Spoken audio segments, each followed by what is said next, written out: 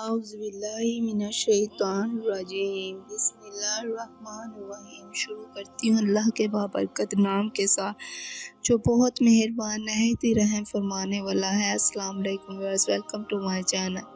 آج کا جو میرا ٹاپک ہے وہ بہت اہم ٹاپک ہے، اعتکاف۔ جیسا کہ دوسرا اشرا اپنے اختتام پر ہے اور تیسرا اشرا وہ ہے رمضان کا، آخری 10 راتیں رمضان کی جو بہت اہمیت رکھتی ہیں۔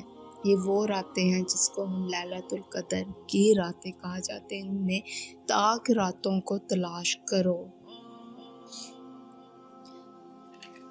اعتکاف کے لغوی معنی ہے ٹھہرنا، روکنا، اپنے آپ کو ایک جگہ پہ روک لینا۔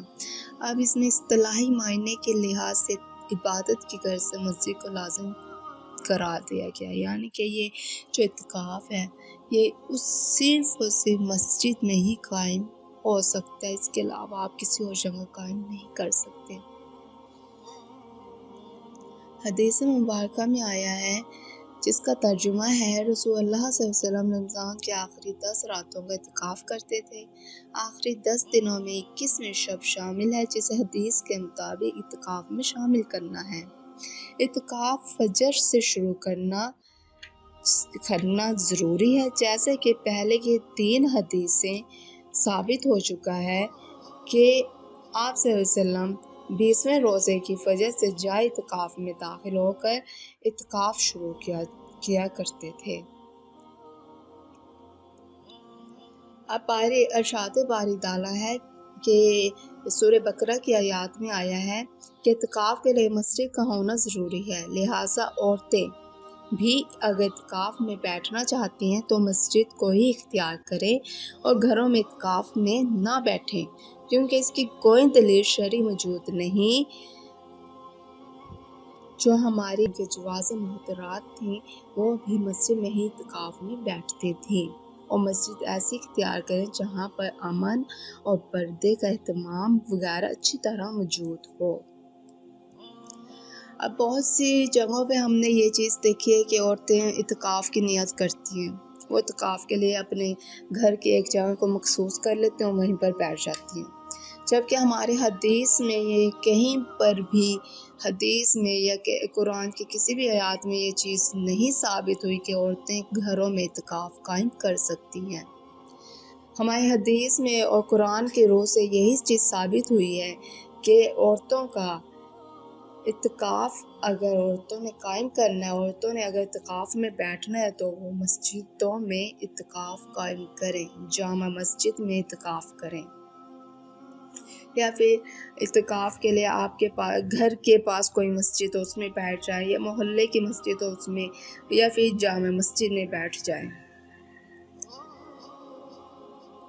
عورتوں کے لیے لیکن مسجد میں اعتکاف کرنا لازمی ہے، گھر میں اعتکاف نہیں ہو سکتا۔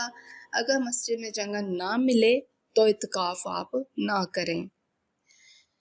آپ رسول پاک صلی اللہ علیہ وسلم کی زندگی میں بھی اور آپ صلی اللہ علیہ وسلم کی وفات کے بعد بھی آپ کی جو ازواج محترات تھی وہ اعتکاف کرتی تھی مسجد میں۔ جب آپ اعتکاف کی نیت کریں تو اپنے شوہر سے اجازت لینا بھی ضروری ہے، شوہر سے اجازت لیں، اس کے بعد آپ اعتکاف میں بیٹھ جائیں۔ اب یہ چیز آ جاتی ہے کہ اعتکاف میں کون سا عمل کرنا چاہیے، اعتکاف میں کون سی عبادات کرنی چاہیے، کیا کریں۔ اپنے آپ کو اعتکاف میں جب آپ لوگوں نے اعتکاف میں بیٹھنا ہے تو اپنے آپ کو دنیا کے ہر شے سے، خیالات سے، ہر مسئلے مسائل پریشانیوں سے اپنے آپ کو دور کر لیں، صرف یہ نیت کر کے بیٹھے میں نے اللہ کی عبادت کرنی ہے۔ چاشت کی نماز پڑھیں، اشراق کی نماز پڑھیں، نماز تہجد پڑھیں، تسبیحیں کریں، قرآن پاک کی جتنی بھی ہو سکے ترجمے کے ساتھ تلاوت کریں، درود پاک پڑھیں، اور کسی کے ساتھ بھی کوئی بات چیت نہ کریں، صرف اپنی عبادت میں اپنے آپ کو مصروف رکھیں۔ اس کے بعد ایک چیز یہ آ جاتی ہے کہ اگر کوئی عورت اعتکاف میں بیٹھی ہے اور اس کو دوران اعتکاف میں، ابھی اس کو 1 دن ہی ہوا اعتکاف میں بیٹھے ہوئے، اس کو حیض نفاس آ جائے تو اس سے کیا ہے کہ اعتکاف اس کا قائم رہے گا یا ٹوٹ جائے گا۔ ایسی صورت میں اس عورت کا اعتکاف ٹوٹ جاتا ہے۔ اگر کسی عورت کو حیض نفاس آ جائے تو اس کا اعتکاف ٹوٹ جانا ہے۔ وہ اپنے آپ کو مسجد سے باہر نکل آئے اور اس کا اعتکاف ختم ہو جائے گا۔ وہ تمام چیزیں جس سے روزہ ٹوٹ جاتا ہے، اگر وہ چیزیں اعتکاف میں بھی ہو جائیں تو وہ اعتکاف بھی ٹوٹ جاتا ہے، اور اس عورت پر پھر اعتکاف کی قضا واضح ہو جائے گی۔ اب وہ قضا اس نے کیسے ادا کرنی ہے؟ رمضان کے بعد یا پھر عید کے بعد۔ رمضان کے بعد عید کا ہی مہینہ شروع ہوتا ہے، تو عید کے بعد وہ ایک دن کے لیے مغرب سے پہلے اپنے آپ کو مسجد میں بیٹھ جائے۔ ایک دن مغرب سے پہلے مسجد میں بیٹھ جائے، روزہ رکھے اور نیت کرے، اعتکاف قائم کرے ایک دن کا، اور اس کی قضا پوری کرے۔ اگر کوئی عورت قضا پوری نہیں کرے گی تو اس پر گناہ واجب ہو جائے گا۔ یہ سب چیزیں مسئلے مسائل کو سمجھ کر سوچ کر جب آپ اعتکاف میں بیٹھیں تو آپ اپنے آپ کو اللہ کی بس عبادت میں اچھی طرح سے دل لگا لیں۔